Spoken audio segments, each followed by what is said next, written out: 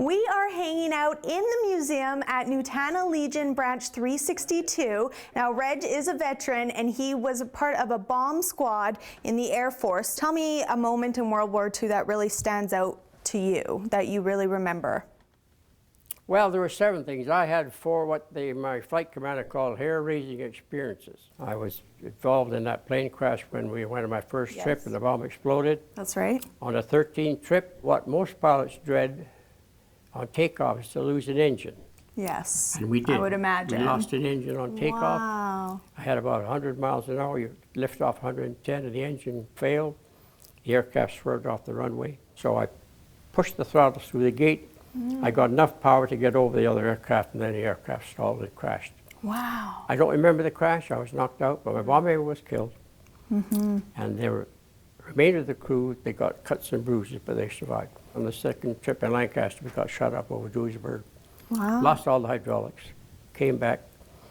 Only had one wheel. They wouldn't let me land there, so they sent me through a crash zone where the runways were 3 miles long, so I figured, well, I could get down there. So we managed to get down. So when I got called in by the flight commander, he said, well, my name this time was Crash. He said, well, Crash, you've cheated the Grim Reaper of 4 times. He said, I don't think you're going to do it next time. So I'm going to screen you and send you home. Maybe he thought I was too expensive for the taxpayer.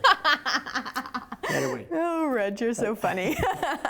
I mean, definitely not a funny moment. That's terrifying. I can't even imagine. And that's just one example of the many things that happen to our troops in armed forces. Oh, yes, sure. Oh, my goodness. But what's really sad when you think of it, Bomber Command, the loss in Bomber Command, they were the greatest of any unit.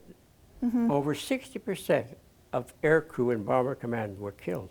Wow. There was 101,000 in Bomber Command. Just about 57,000 were killed.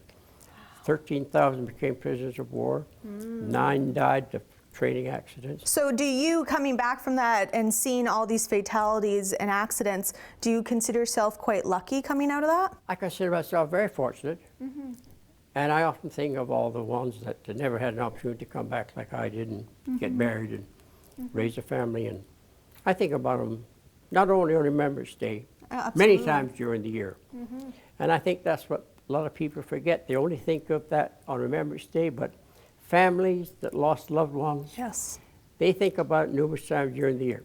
Absolutely. Yeah. All right, well, that's just one story. Reg has so many stories, and we won't get you started because we could do a full half-hour show on Reg and his experiences in the armed forces. So, Reg, tell us, what does Remembrance Day mean to you? Well, I think I think it's a reminder for people that to reflect and think about the thousands and thousands of fellows that never came back.